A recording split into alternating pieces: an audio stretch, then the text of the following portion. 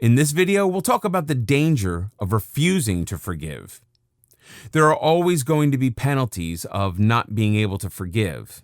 Let me give you an example. The poison of unforgiveness. Claire was once cheated on by her husband. She went forward in her life, and because she held on to the anger, she took it into future relationships that could have worked out well for her. Before men were able to prove their love for her, her anger made her act in a way that actually drove them away. You imprison your heart when you cannot forgive. Claire found herself going through the pockets of her partner. She found herself looking for problems even if there were none, because she was unable to accept that people could be good to her. By doing so, she diminished herself and made herself less valuable as a partner. Annie, on the other hand, looked at the situation from a different stance. She loved her husband and accepted, after the initial pain, that she had contributed in some way towards the breakdown of her marriage. Instead of being bitter, she used her experience to learn how to become a better person in the future. She was able to free herself from all the negative connotations that are attached to blame by using the negative experiences to help her to grow emotionally. The imprisonment of unforgiveness.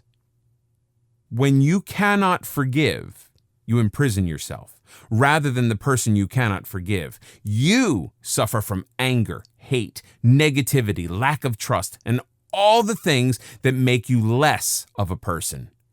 Even if you've had someone wrong you unjustly, if you can let go of all these feelings, you become stronger without becoming hardened to life.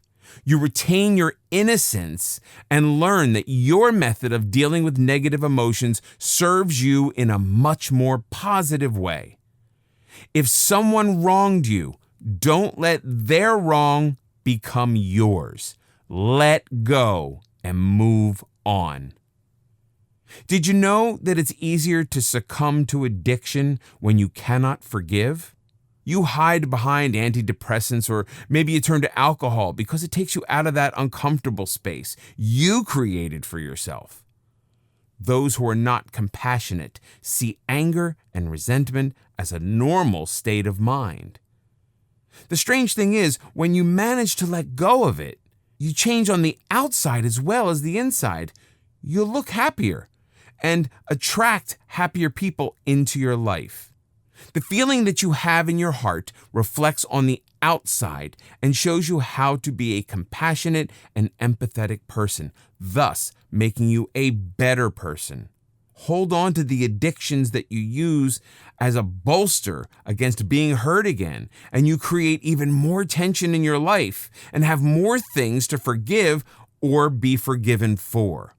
It's a vicious circle, and a glass of your favorite brew won't help you long-term to change something within yourself that is fundamentally flawed. When you learn to forgive, you heal yourself from that damage.